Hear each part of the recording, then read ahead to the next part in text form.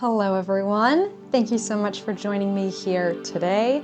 Let's do an extra soft, gentle yin practice. So it's April and we're thinking kapha season. If you watched my first video, I encouraged you to get out walking. Maybe you have been out walking more, warmer weather. Maybe you've been gardening, getting out, active, spring cleaning, something along those lines. So this practice here today is intended to support that, to give you some kind of nice stretching, releasing the muscles that have been working hard that maybe have been slumbering all winter. So if you've been increasing your exercise, especially walking, maybe calves are feeling tight or legs are feeling heavy, we'll do some work today. Since it's a yin practice, we're going to be holding stretches longer. So you may like to layer up, get comfy, grab your favorite sweatshirt or whatever it is that you want to wear, some thick socks, maybe 2 mats instead of 1, so there's a thicker surface underneath you, blankets, cushions. We will be using a chair today, so you'll want a chair nearby to support you through a few of the stretches. If you don't have a chair, you can still adopt them, but it is intended to give us more support, especially if we're feeling stiff. You may like blocks, traditional yoga bolsters, whatever you have. We will do some stretches sitting on the mat and then lying down. We'll actually start with a standing calf stretch, but we'll use our chair. You can also use a wall if you would like to help with that one. So you can have the kitchen sink in terms of supports or just yourself. What are we thinking? Okay, it is kapha season. We may have kind of dull, heavy energy. So as much as we want to kind of boost ourselves to invigorate, we need proper recovery. I say this all the time to my exercise clients. It's not that you're not training enough and that's why you're not seeing improvements. It's that you're not recovering enough. You're just pushing yourself to keep spinning your wheels. So we're gonna stop the car, shut her down, stop spinning the wheels. If we have that kind of dull energy and we've just been trying to push ourselves along, this is our opportunity to fully reset. We're gonna keep it super simple up top.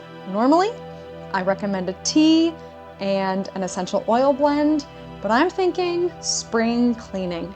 You probably have something around the house that you haven't used, that is sitting on this shelf collecting dust, and every once in a while you look at it and think, oh, I should really use that. So whatever tea you have that is going unenjoyed, grab it, put it next to the kettle. Next time you make a cup of tea, enjoy it. If you will never drink it, don't let it weigh you down. This is a classic, so we're thinking spring kapha season. This is a classic kapha issue. Holding on to things, and then we've got too much clutter, a feeling of heaviness, of overwhelm. Use it up, throw it out, or give it away. The same thing for your essential oil. Now, essential oils don't really expire in the same way that tea does. It's probably fine to use as long as it hasn't really gone like kind of rancid in the bottle.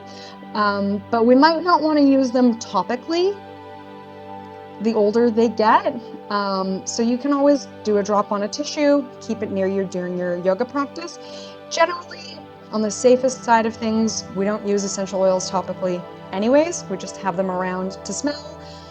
A little means a lot because we hit our threshold with what we can possibly take in. For some people, very quickly. That's me. In like under a minute, I'm like, I can't even smell it anymore. So I've given up on the oil diffuser or anything that's supposed to keep the scent going for a long time.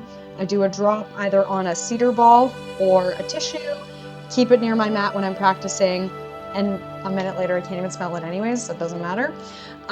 So if your essential oil is collecting dust, you haven't used it, it hasn't gone rancid, go ahead, grab a drop for our practice today. Whatever it is, see how it works for you. If you don't like it, give it away, pass it on, send it to someone who will enjoy it. And there we go. There is our spring cleaning tea and essential oils. Let's get on our mats. let's dive right into it with a calf stretch. So we can face a wall or a chair, and even if we don't have anything, we can just stand strong on our own 2 feet, and we'll step our right foot back.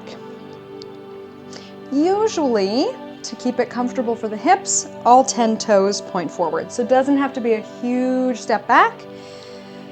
And then this keeps our hips square to give us a few more options to move with comfort without irritating anything. Sometimes in the low back, people express discomfort. As with everything, modify for yourself with whatever's going on today. But we're pressing the right heel down. And then again, if you have a wall or a chair, you can be pressing into it to increase the stretch sensation through the right calf.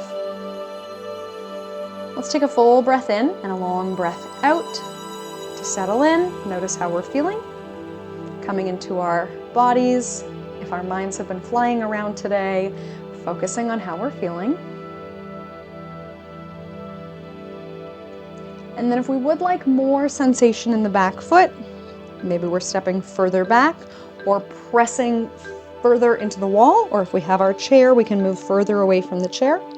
Obviously, we want a chair that sticks on the floor, so I have placed my chair with sticky feet on my grippy mat. So if we didn't have a chair, we just miss out on that extra oomph we can get from pressing.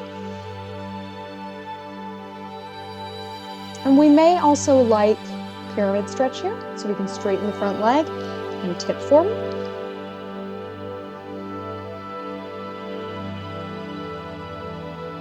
And let's use our breath to settle in. Inhaling for a count of 4 and exhaling for a count of 6. We may like to use our ujjayi breath, so gently constricting the inner muscles of the throat. So we're making that kind of fogging up a mirror sound. And this can be quite soothing and help to focus our breath, while also producing just a tiny bit of heat in the body.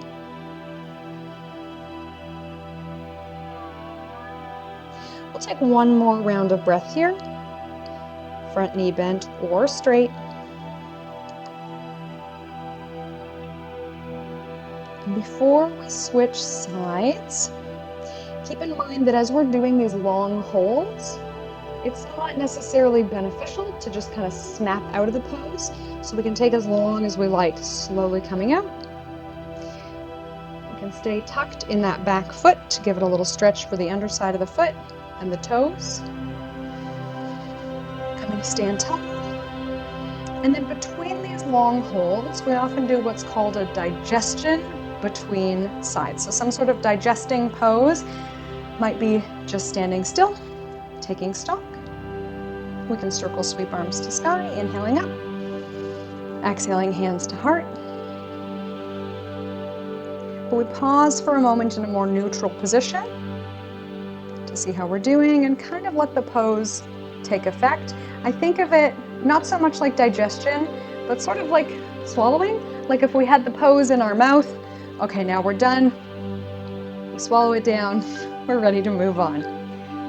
Let's take it to the other side.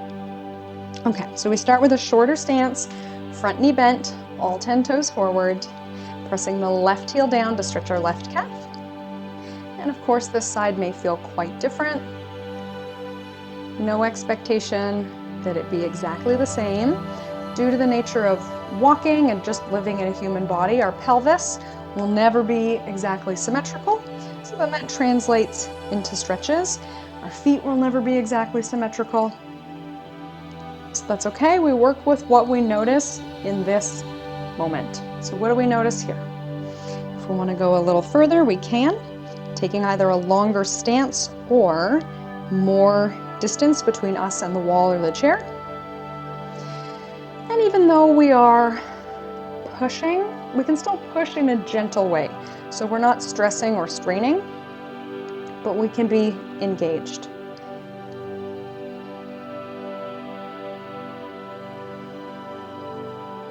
Again, we can use our full breath in and long breath out, the ujjayi breath.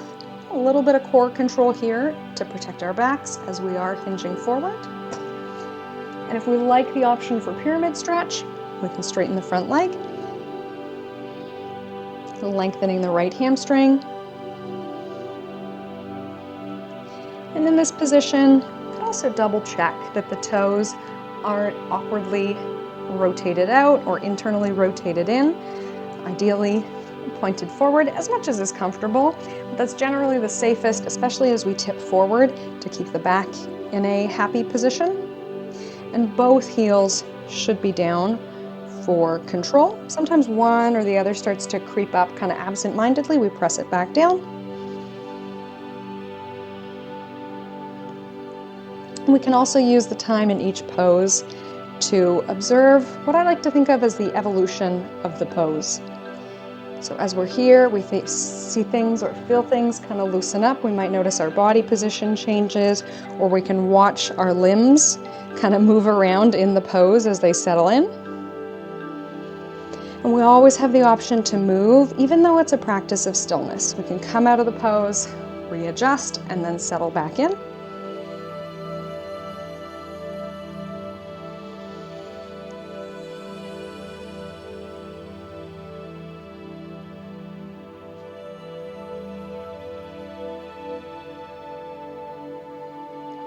And we'll come out just as slowly as we did on the other side. So we can bend our front knee, coming up to a tall position, rolling through the left foot to stretch the underside of the left toes.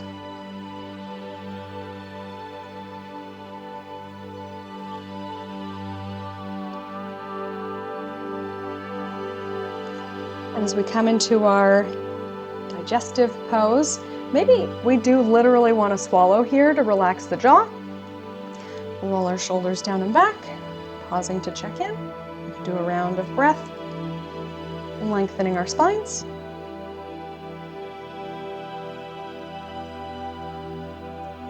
And then we're ready to make our way down to the mat. Now we will be doing a kneeling variation of child's. If we don't want to be on the knees for today, we can actually stay up here with our standing down dog variation.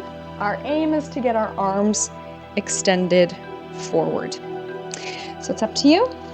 We can turn to face the seat of the chair, and if we're okay kneeling, let's start to make our way down towards the mat. Shifting our hips back in child's, or perhaps down dog with the chair. And feeling it out in our shoulders. So depending on what's going on with you, it's probably one of the more common things that I see in my participants is either shoulder surgery or a lot of hockey injuries to the shoulder. So this range of motion is just not happening. So what we might also be doing is putting our forearms down. And the great thing about the chair, the seat of the chair compared to the back of the chair is not quite as comfortable. It's soft, and let's say we have one arm that can easily go forward and the other arm can't. Well, we can bend the arm and both arms still have complete support on the chair. If we are quite close, we might also be resting the head or the cheek down. And if we're further away, we can have our hips up higher. Hips right to our heels, or maybe we have a block or a cushion underneath our bums or something like that to provide some more support. And then let's just settle in. We use our breath, let gravity do as much of the work as possible. Stretching out our exhale so that with each cycle of breath, we're feeling a gentle lift on the inhale. And then allowing our bodies to be held as we release down on the exhale.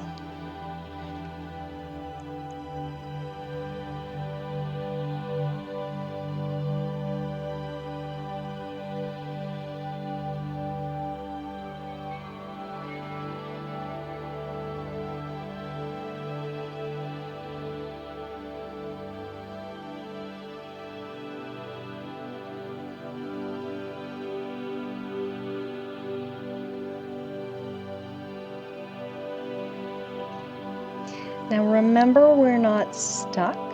So as we're settling in, We might feel the need to do just one arm at a time, giving each arm a break, or coming onto the forearms instead.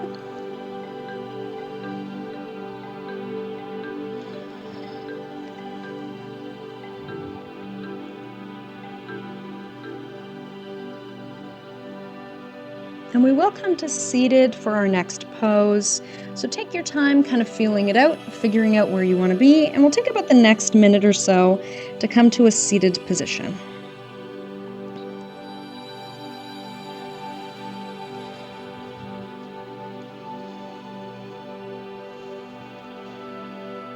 Keeping in mind our digestive postures if we feel the need just to stand for a moment or kneel.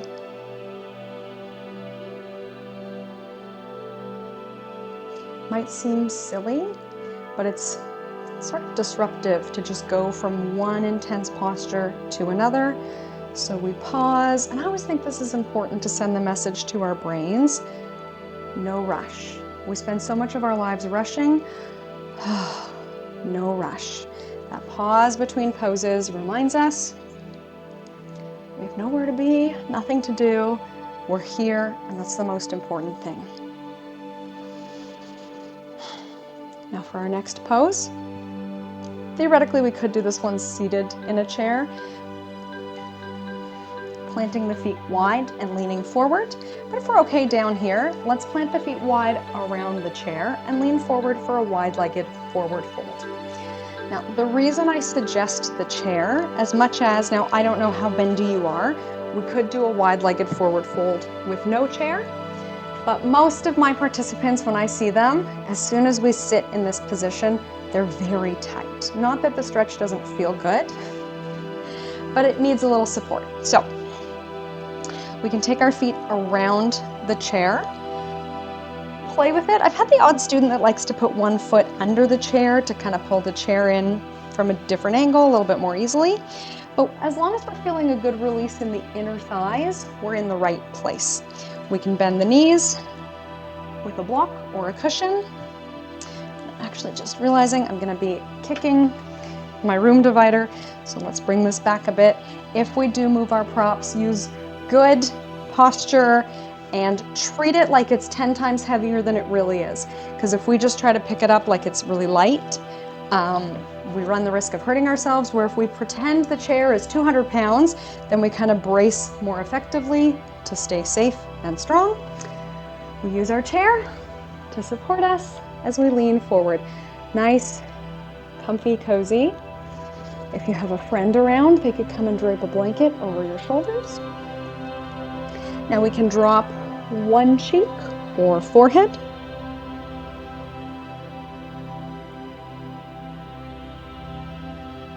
And we may find that the longer we're here, again, we experience the evolution of the stretch. Things loosen up. We can move closer to the back of the chair, move the chair a little further away to lean forward. Again, keep it safe, keep it controlled for our bodies so that we're not lifting without appropriate internal support from our core muscles.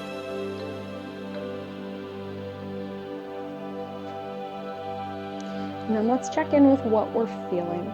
So we should be getting a stretch for inner thighs, back of the legs, maybe into the calves or into the feet or somewhere else. If we're getting a huge amount of stretch for the low back, that probably means we're really rounded, more like a cat pose. And I would say let's focus on a hip hinge so our backs are straight and we have a crease in the front of the hip instead of a smooth shape.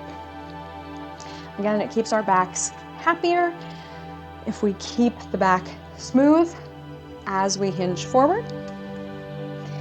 And if you do want a real low back stretch, that's what cat stretch is for. Let's leave it maybe another minute here to settle in. Remembering, you can always leave early if it feels like you've had enough, the body has reached the point where the benefit is over. We can come into a comfortable seated position just to digest and reset.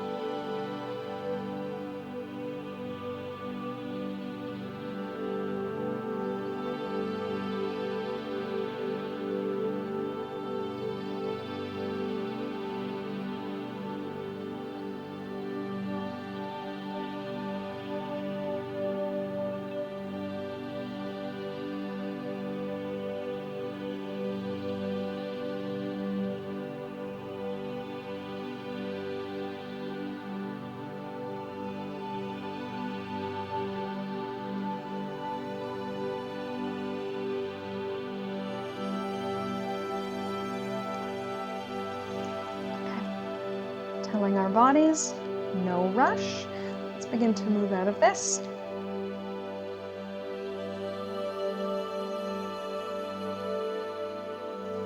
Move our blocks out of the way if we have any.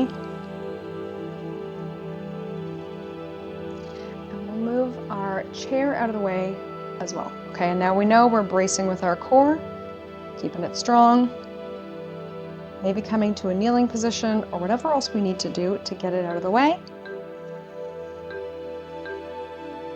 Now, if we do want to finish with legs up the wall, we can just move our chair to the very end of our mat, and we'll scooch towards it at the end of our time together. Let's get to a comfortable seated position, sitting cross-legged for a moment here. Again, checking in with our spine. Might feel a bit more open after doing an inner thigh stretch.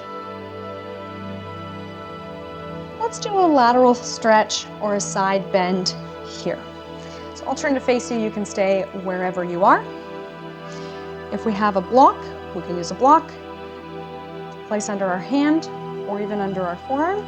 But the idea is that we are lengthening one side of the body. So let's start with the right side. So we're taking the left hand or forearm down to a block. This arm can actually just kind of hang out so that we're still getting stretch through the right side without any stress on the shoulder, and that'll give us some options. So maybe we're wrapping the arm in behind, and so it's not just dangling. We can grab our own shirt in behind so that the hand has a comfortable place to hold, and I'm literally just tucking my fingers under my sweater in the back so that my hand has a place to land and I don't have to use the strength in my back to stay there. Another place we can kind of let the arm hang out, sort of like a tricep stretch, to just let the arm drape in behind the head. Really any other comfortable place for it to land. We're in the right spot. Okay, let's try our best to do a deep breath in. In this long stretch, we may actually have, I don't know how to describe this sensation, but as we inhale, there's sort of like a spasming almost, that it sounds like if you've ever jumped into cold water, you get this like, or when little kids are about to cry, that if you try to take a deep breath in, because these muscles are so tight and now we've pulled them long, there is also this kind of hiccupy sort of shaky inhale. If we can be patient or even back off from the range of motion a little bit, the muscles should release, relax, and lengthen, and we'll be able to breathe deeply.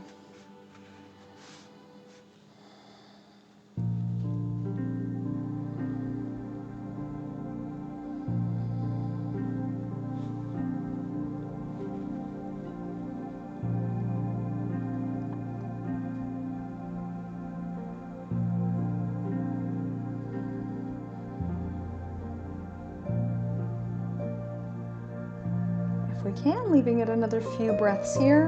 And if you notice that your arm falls asleep, totally normal. We can just kind of bring it down, move it around a little bit, wiggle the fingers to get the blood back, and then reset. Let's check back in and see how full a breath in we can get.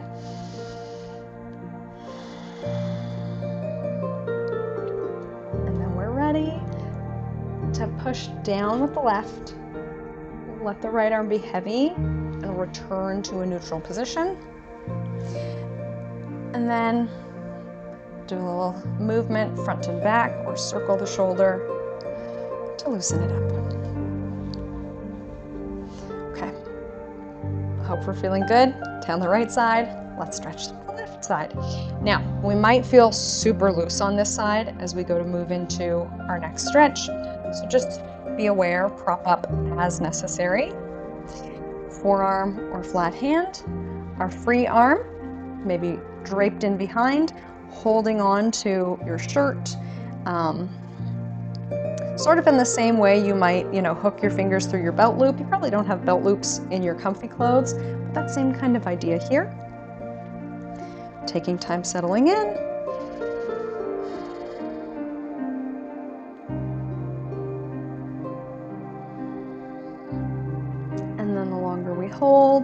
maybe adjusting, moving, doing whatever needs to happen to feel supported. And if we are craving a greater intensity in the range of motion, we can drape the arm in behind the head. And sometimes for whatever reason, like I just did, you might sort of just land in the wrong spot. We kind of move things around, we try again, and then we settle in a more comfortable spot.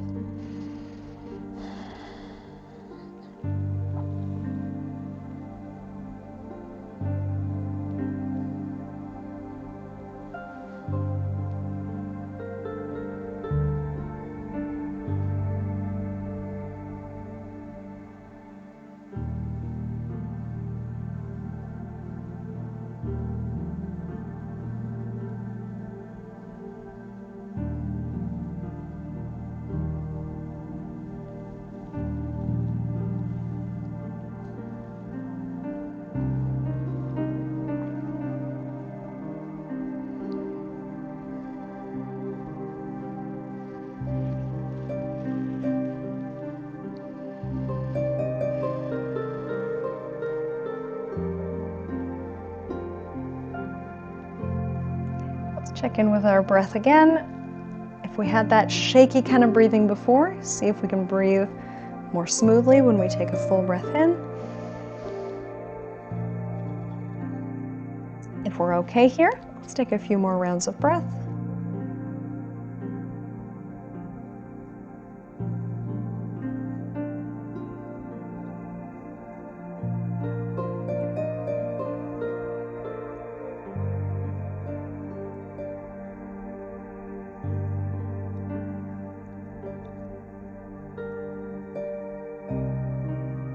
Now we just really stretched the left side of our core muscles, so let's use our right hand pressing down to get us back up through center. Let the arm be heavy, return by our side, and then whatever kind of movement we want to do to let our bodies drop back in, settle back in. Oh, maybe a little front and back. Really follow whatever that impulse is to digest the stretch. And we'll do just one lying on our stomachs before we come down onto our backs. We'll do a variation of Sphinx or lying on our bellies, very similar to Cobra pose. If Sphinx is not comfortable or you don't want to lie on your stomach, we could also go into a cow stretch or even moving through cat and cow. The intention being that if we were walking or, carrying heavy stuff, we've been kind of smushed all winter, cow can help us stretch the front line of the body. And if we're okay lying on our bellies, Sphinx can help us stretch the front line of the body. So we can prop ourselves up with our forearms. Maybe our feet are flat. You might feel that your knees feel like they're popping in the wrong direction, sort of, smushing into the mat. So I like to tuck my toes. Other people like to bend the legs completely. Not super easy to do, but yes, we could also put a rolled up mat underneath the ankles to support them. Or if you have a friend around to come and bring you some couch cushions, that's another good one too. Similar to our side bending, back bending like this can sometimes leave us feeling like we can't get a super deep breath. Part of this is because more of our lung capacity is in our back than in our front. So if you feel that you can only get these really shallow chest breaths, that's why. We're shortening the muscles of the back and kind of cutting off our ability to breathe into the back. And another reason is because we spend so much time rounding forward that our chest muscles get super tight.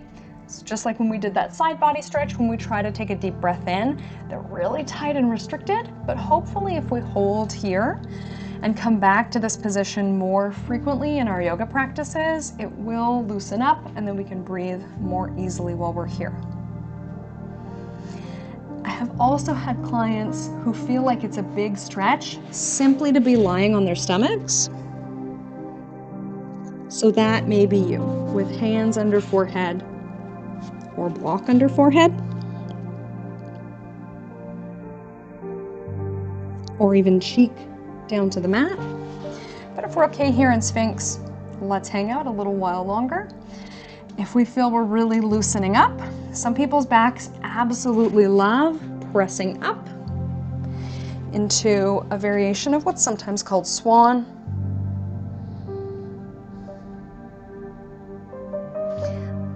If we are bendy enough in our backs to get up here, let's make sure we're not locking the elbows. So there's a little bend in the elbows. We can still swallow. It's smooth through the neck instead of a big kink in the back of the neck. And then to digest this pose, let's bring our spines into neutral. So you may actually like to roll onto your side or onto your back to let the spine reset. Maybe flipping all the way over, but we will finish lying on our backs. So think about that. Normally in a yoga class, we would press up and move into like a child's pose or something like that. But we've done such a deep stretch, I want to give us the opportunity to just kind of let our spines reset and flatten out. If we're on our backs, we can bring knees to chest as well. Rocking side to side or circling the knees. And now I don't know how you are set up in your space. If you are currently lying on your back, how you would like to finish, feel free to stay there. But if you're set up like me, where your head is over here, where your feet are going to need to be in a minute, we can roll back, press up and back as we would normally do in a class. Maybe a little bit of cat and cow here, again to digest the deep back bend that we just did, especially the cow variation, with the core pulled in to support the back. And then our cat probably feels great, stretching in the opposite direction. And when we're ready to do so, we'll make our way to lie on our backs for some twists. So we may like some props to be where our knees are going to be in just a moment. So I'm going to take my blocks and put them where I will need them when I lie down, so that they're not too far out of reach. Oops. For twisting. Okay. Now we are set. We're on our backs. Moving into our more restorative movements. So our super easy variation for twisting is to start from what's sometimes called constructive rest or a neutral position. Our feet are planted, our knees are pointed straight up, and then we take our knees and knock them to one side so that they land on the block if we have one. Smaller range of motion here to keep us comfortable. If we're craving a deeper stretch, especially if you're familiar with doing a lot of stretching, we'll start by twisting towards the right side. So which means we're going to take our hips to the left side of the mat. So let's just scooch our bums a little bit left, let our knees knock to the right, and then we can use our block either under the knees or between the knees, or both if we have propping. And if we don't have propping, we can just let the knees stack, adjusting our bodies so that we're in a comfortable position. Option to bring our arms to T, palms up or palms down. We might need to do a little shimmy with our shoulders to make sure we're in a good spot. And if this still doesn't feel like the right level of stretch, we can also straighten the right leg, coming on to the side of the right hip. So we're completely on the side of the right leg instead of sort of on our right bum. And if we roll back a little bit, that's totally fine, using our props as necessary. Typically we do this with the right hand on the left knee and really just gently hold the left leg so that we're not rolling back. But remembering here that our intention is to be gentle and soft. One other option, so we have even less effort here, is to take a block or a cushion in behind the back to stop us from rolling backwards, and then we can just kind of hang out here nice and easy.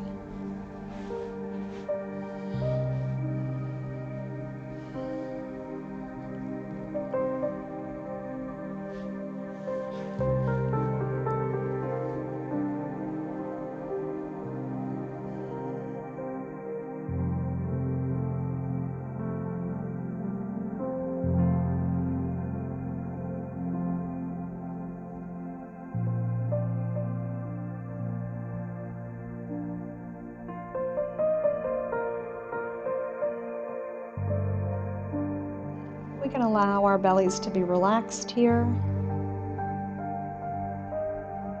so that with each inhale, the belly falls away.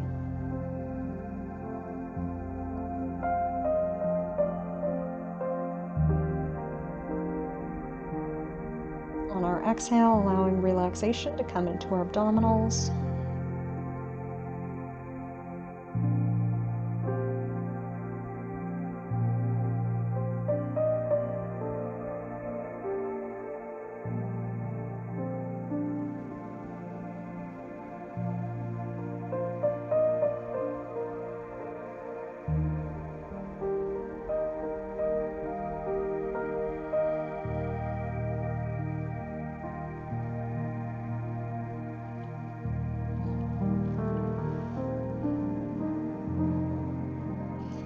Maybe we challenge ourselves today to move with as little effort as possible. Maybe even our hand, so our left hand can support our left hip as it comes back down. Reassuring our physical bodies that they are safe, everything is good. As we come back into the center of the mat, it might feel good to do knees to chest. I like to do a variation of constructive rest where the right foot is planted and then the left leg is straight. So whichever leg was just on top, that one comes straight. So I get a little bit of length for the hip on that side. And then the opposite foot provides support on the mat.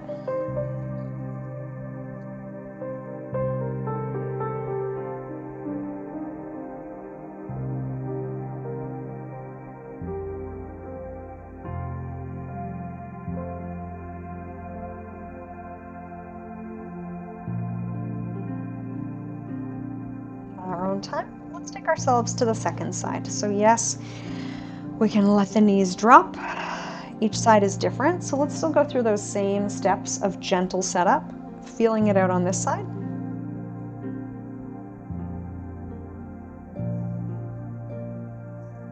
No need to do exactly what we did on the first side on the second side. There's no rule that because we did it once, we have to do it twice. If you like just to make it the same, you can, or we can feel it out. Notice what's going on. We can do that variation where we shift the hips to the right and then let the knees stack on the block, or have block between the knees, block under the knees. Arms can come to T.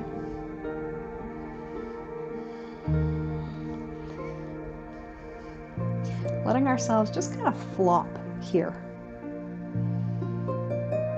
And then when we truly release and give in, surrendering our weight to the earth, that might actually be where we feel fantastic, or it may be where we feel, oh, you know what, I need a bit more support. And then that's where we can throw the cushions in. So let's scan the body and notice anywhere that we're in sort of a gripping or holding pattern. See if we can release that and ask ourselves, what external support do I need here? And then the answer may come, block, cushion, using the wall, an extra yoga mat, whatever we may need. And if we'd like to go deeper, like we did before, yes, of course. We can straighten the left leg, coming fully onto the left hip, right leg on top. We can prop under the right knee, arms to T or cactus, anywhere they like to fall. If we're feeling more conventional, we can take left hand to the outside of the right knee.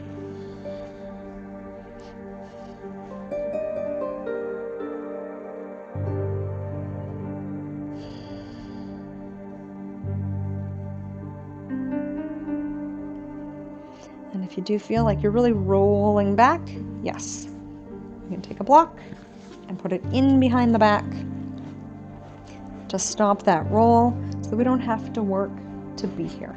This is the idea. The props do the work for us, and then the muscles can let go. Because even if we're doing deep stretches in something like triangle pose is a great example. We're getting a huge inner thigh stretch, but that muscle is also tense and it's working while it's stretching. When we're doing something like yin, we don't want tension in the muscle. So we're not putting it to its fullest stretch capacity because then it's still going to be taut. If we pull back a bit from our furthest range of motion, the muscle relaxes, kind of melts, becomes more supple, and it's a different kind of nourishment for the muscle tissue to be in stillness, in relaxation. Right? When we go to sleep at night, we don't sleep in an extreme stretched position. We want to be supported, comfortable, soft, cozy, and we feel, hopefully, our muscles release and we're more relaxed when we wake up.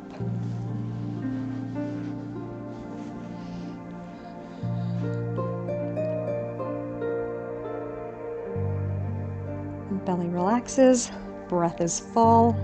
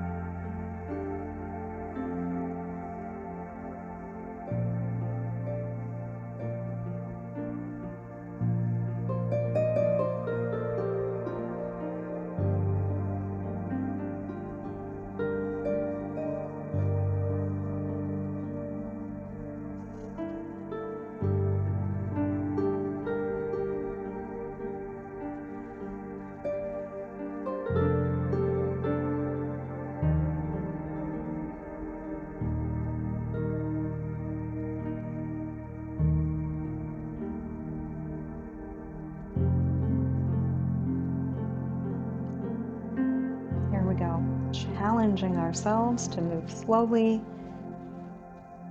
using as little muscular energy as possible. We can use the right hand to support the hip coming back if that's your thing today. Allowing ourselves to digest and settle back in the center of the mat.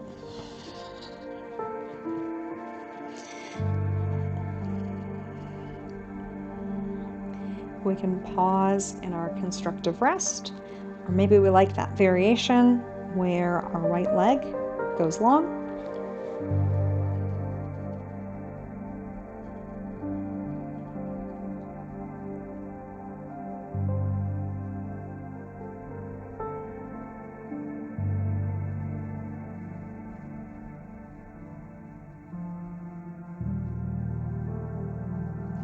Before we come into our final relaxation position, noticing what's going on inside and thinking about what we need here today.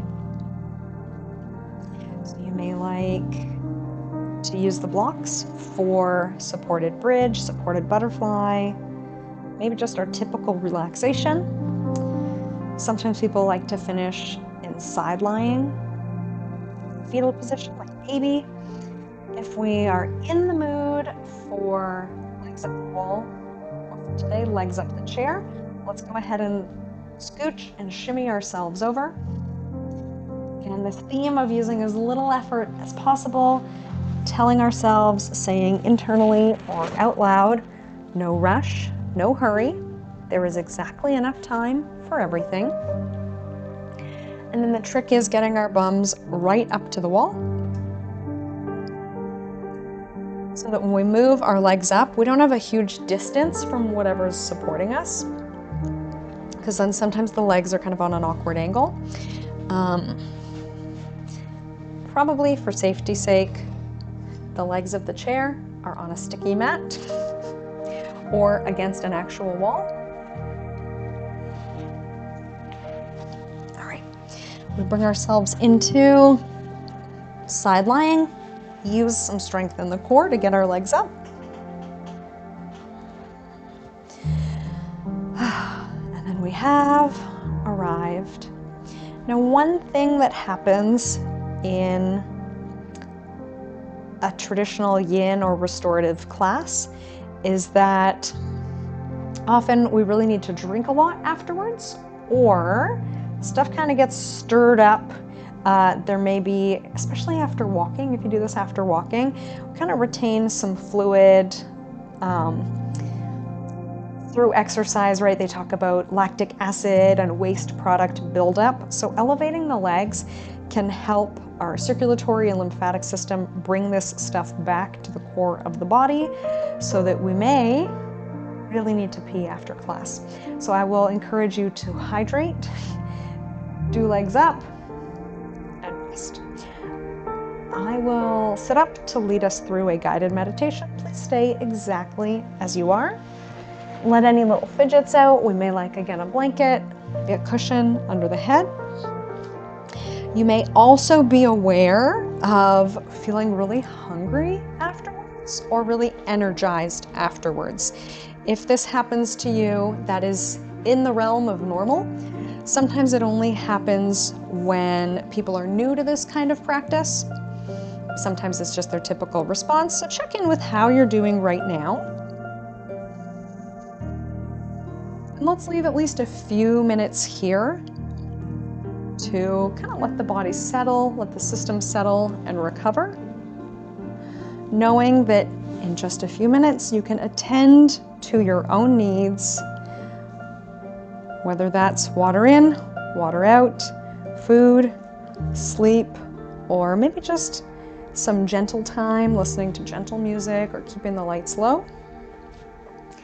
For now, nothing to do but listen and let our minds go on a little walk. So in our mind's eye, let's start to begin a walk to a space that feels like a comfortable space for you. This may be a place that you have been in your real life that feels safe and comfortable.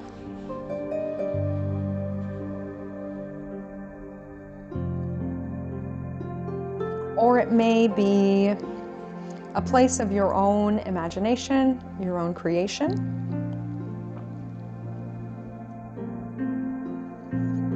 This exercise is often done best with a place that is familiar, or a place that is blessed with the green of nature, walking through a garden, lots of trees around.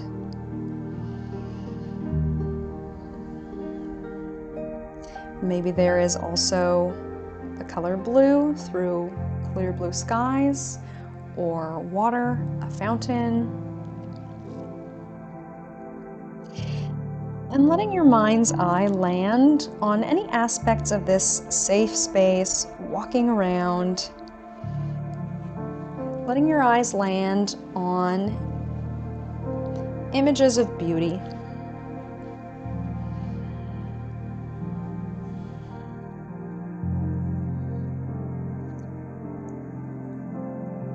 Noticing a single leaf or blade of grass, drop of dew, or the petals on a flower.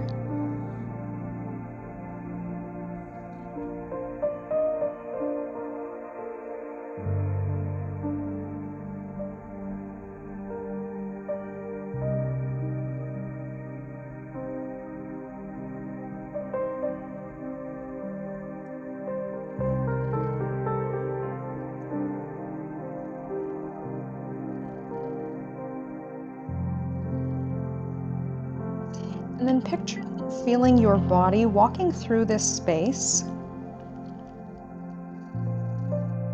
thinking to yourself, may I be happy, peaceful, and free.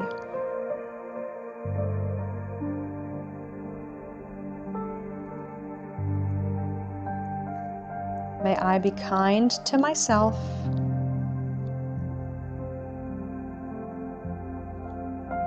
May I experience kindness.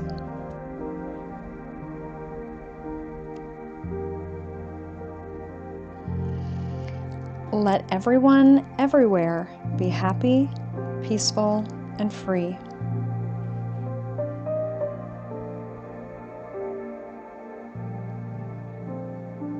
May we all be kind. May we all experience kindness.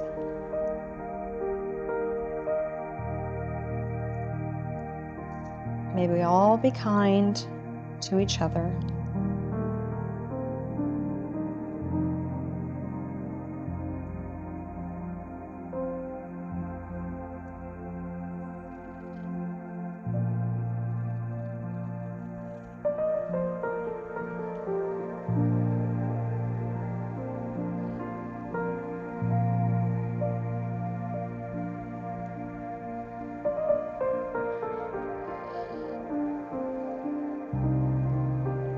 Continuing to walk through this safe space,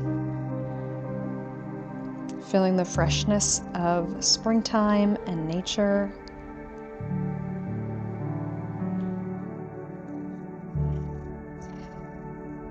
And we have the option to stay here, letting your mind's eye wander, walking through your safe space.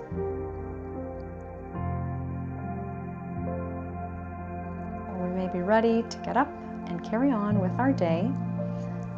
But regardless of which you choose, let's take a moment to express gratitude for our bodies today.